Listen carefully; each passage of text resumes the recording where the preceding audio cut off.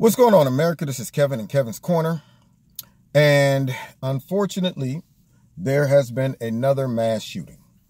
Some people just can't get right. That's the bad part about it. It's a shame. And I'm sure right now over on CNN, you're probably going to have Don Lemon tonight.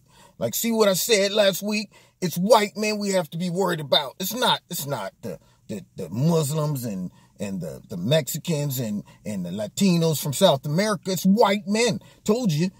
Which, of course, when you really break down the data and expose how they put that all together, that's not accurate. However, mass shootings is a problem. Now, I'm sitting today next to a lady, older lady, who happened to be watching CNN, and I'm sitting there patiently. And I'm thinking, I don't want to look up at that screen. It might blind me. Okay. But nonetheless, to be polite, she's like, She said, there was another mass shooting today. I said, yeah, I know, that's messed up. It's unfortunate. She said, yeah. And you know what?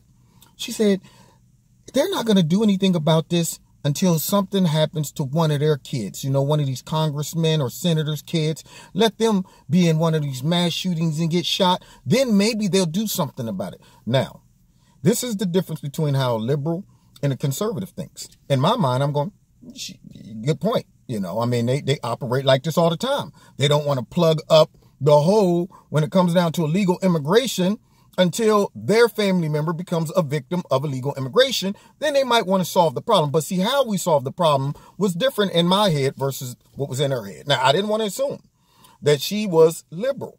That's why I just simply agreed and said, I understand, because that might motivate them to make some changes.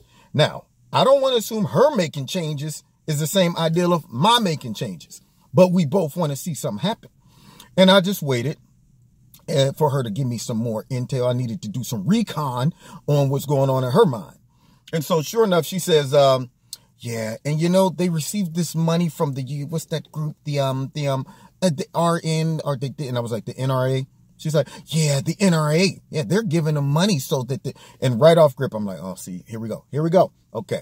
So you're one of these people who think it is the NRA's fault. They go grab people's hands and say, you better get your butt down there and do some crazy stuff and shoot up a bunch of people on our behalf. Last I checked, no NRA members are doing this stuff. Now, there's been NRA members who stopped these type of shootings, but, they're trying to make it seem as if the NRA are the people that are out there doing these shootings. So I wanted to ask her, but I was in a rush and didn't want to even get into it. I was going to ask her, like, how does the NRA play into this?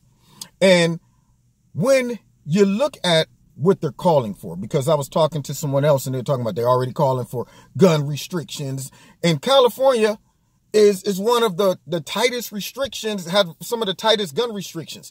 So my question then becomes, how much more restrictive can you become? I mean, what are they really gunning for? No pun intended. When you look at the left and they always yell about gun control, I don't know how much more gun control we can implement without simply taking all guns.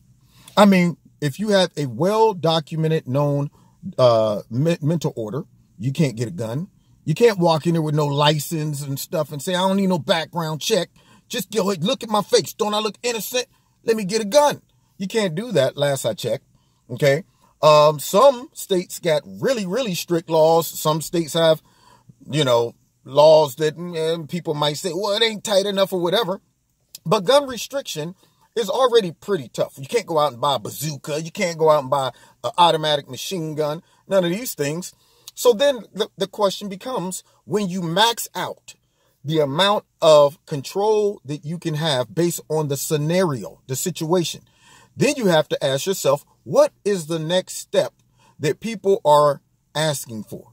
When you have reached that point where you can't go beyond this without diving into, I'm sorry about that, diving into other people's private rights, their constitutional rights.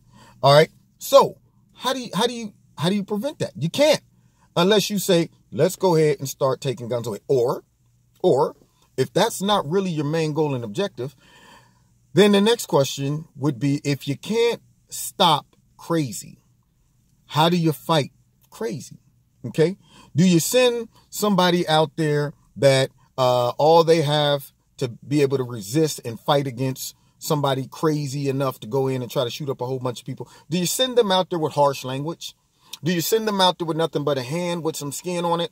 Do you send them out there with nothing more than, hands up and let me talk to you and counsel you and tell you why this isn't right to do this? You can't negotiate with crazy. That's like negotiating with the devil. He's like, no, I'm not here to talk. I'm here to wreak havoc, man. So when a person manifests this type of behavior, then you have to just say, how do we balance out the power? Okay, meaning, why are we running around trying to take guns when criminals have guns and are willing to use those guns against people who don't have guns? How do you do that? I mean, do you think if they said, you know what, right now we're banning all guns and we're going to come around and take everybody's guns out their house? The people who are law-abiding citizens may comply with that, but do you think the criminals would be like, darn it, who better come out and give our... No, they're going to say, let me bury mine. Let me hide mine. And frankly, a lot of law-abiding citizens probably say the same thing. But nonetheless, criminals would be quick to subvert the law. That's what they do. They're criminals.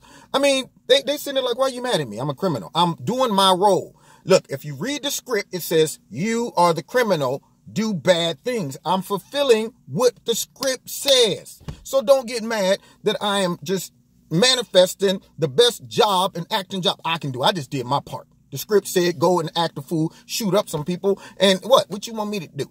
So then the question becomes, why should these people in certain places that you go into have to go in feeling vulnerable?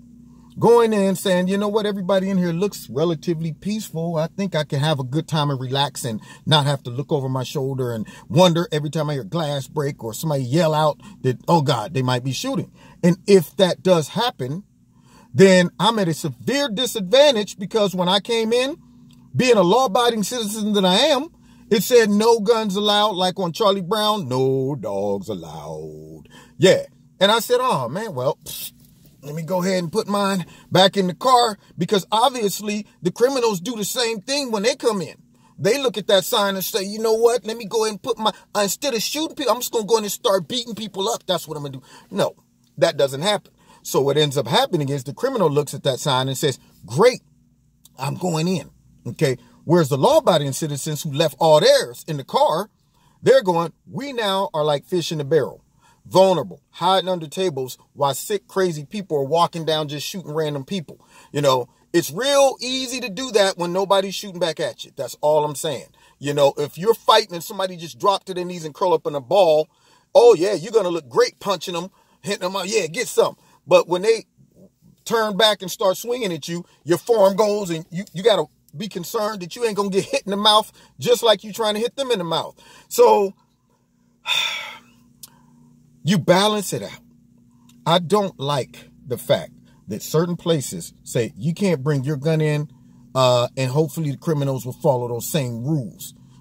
I got a gut feeling if criminals understood that if I want to do something crazy like this, there are very few places that I could walk in and do this with no resistance. I think that might just deter some of their behavior. That's just my thinking. It's a real sad situation. We pray for the families. And of course, people are already trying to politicize it. I'm sure it's going to be because of the rhetoric that's going on from the White House. All of this stupid stuff that just further divide the country versus just old school. That person was crazy. Anyway, find me on Facebook. Find me on Twitter. Check out Extreme Tees, my sponsor. They got a promotion going on. If you didn't see my live stream on Wednesday night, go back and check it out. It was great. And I also talked about the promotion that they're going to be running for I think until next Saturday. So check out Extreme Tees. The link's in the bottom. If you want to donate to Kevin's Corner, you can do that as well. And I'm really interested to see how this investigation goes, what this guy was doing, what he was thinking. He was a young guy. He's like 28 years old. You got to be crazy to say, you know what, I'm 28. I'm in the prime of my life. And for some reason, I just want to make other people's lives miserable on my way out. You know, as if there's no other hope in life that would make you say, let me not flush mine down the toilet and take everybody else's with me. It's real sad when people like that do these things, because it's selfish and it's cowardly. You know, just because you want to go out, take your own life out, don't take other people with you. If you hate your life, I'm not encouraging suicide, but before you kill 15, 20, 30 other people, just take yourself out.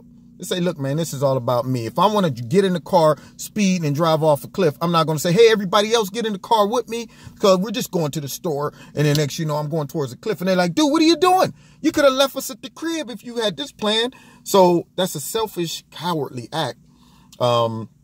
If you got a death wish like that and you really want people shooting back at you, show us how tough you are.